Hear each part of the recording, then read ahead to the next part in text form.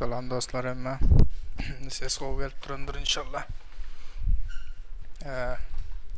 XM Broker bilen kuruluştuk. Menin kanalımdaki adamlar için %50% bonus açtılar. İşte Telegram kanalımda paylaştım. Şu linke girip registrasiya edenlere %50% bonus veriyorlar. Gelyan giryan şeydip men oradan linkime berde eğer hasabın yok olsa berden yurdunu saylayan seçeceğim. Misal için diyeli ben şu an nerede? Kamboçya hava. Misal için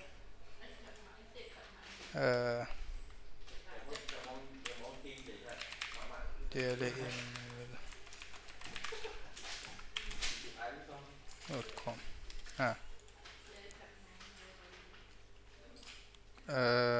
islendik bir parol yazaymalı. Özünüzde yadınızdadır çok yağdayda. Şey deyip yazyan, şuna basyan, register diyen. Okay. Burun. Menin hasabım var eken hayattan çıktıradır böyle ki Gmail'den gir korkazayım ben size.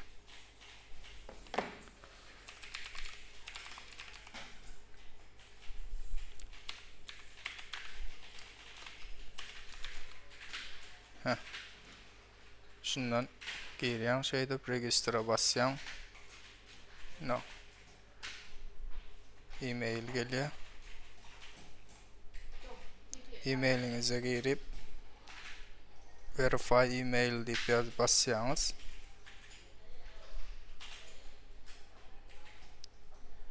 Ve açılıyor. Bunu ne? Berden tədədən şey deyip basyanız linka. Şutayda login var, login'e basyanız. Yani bu men azerki accountum.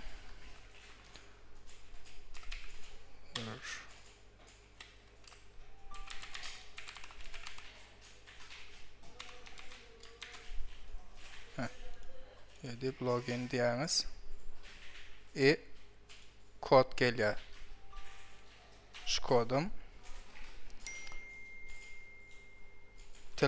Telefonu Gmail'e geliyor ya da verdi abi şimdi bu kompüterde o Gmail bağlı dev olmasın telefondan seyrediyen hemen abi işini kompüterden hem seyredip biliyorsunuz. İşte geleceğiz misal için 14 72 59 yazdık. I trust this device. Açılıyor. Açılandan sonra misal için ilki verify your account to unlock 50% deposit bonus diye. Verify'a basıyorum. Berdə nomurunuzu adını sonraya, nomurlarınızı atlarınızı hem adını dolduruyorsunuz. En sonunda pasport zat sonraya, pasportunuzu koyuyorsunuz. Ondan sonra depozite geliyorsunuz misal için. Basıyorum depozite. İşte da Visa karttan, banktan, Neteller diyen bir kampanya var. Şundan kriptoda var da account verified etmeden son kriptan çıkanıp kriptan kripta basyanız kriptodan tölep oluyor bank account'tan tölep oluyor karoçi. Ve MetaTrader 5'e de bağlap biliyorsunuz son bunu. Şurada real account nerede? Demo samba karoçi basyan nerede dayışın? Manager basyanız şurada MetaTrader login details var. MetaTrader 5'te XM Global MT5'i saylayanız ID'niz şu, kodunuzda yankı en başta koyan kodunuz var ya, şu kod, login kodunuz. Şunu kopyalap yapıştırıp giriyorsunuz. Ondan sonra MetaTrader 5'te trade akkurat trade'iniz eteceğiniz 50% bonuson veriyor. Misal için $100 $100 depozit etsen $100 depozit etsen $50 yine neme bonus veriyorlar da $200 etsen 200'ün 50'sini açık oluyor. 100 şeyde 50% da karajı ne çapul yatırsanız şonça üstüne 50% veriyorlar. Şurada uğradan linkime giriyorsunuz. Men linkim partner kodum yazıp biliyorsunuz misal için. Önden hasarınız bağ olsa misal için. Şundan çıkıyor. XM login. Hop giriyorum.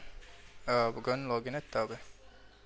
Karajı partner kodum login eden yerinizde aşağında partner deyip partner kod deyip yazıp duruyor ya da registrasiyada otuyorsanız partner kod deyip yazıp duruyor. Şolarını yazıp geçeyim. Gönü linkten etsen hiç yıl partner kod zat gerekken. Nesip olsa önümüzdeki günlerde Telegram'a oklan, şutaydaki oklan strategiyalarım başta ne sani gideti. Bu bir ondan sonra bulan bular önküler. Bu ikisi bir sani. Bulam 2 euro yüzücüydü daki. 2 ava. Ne bu da 3.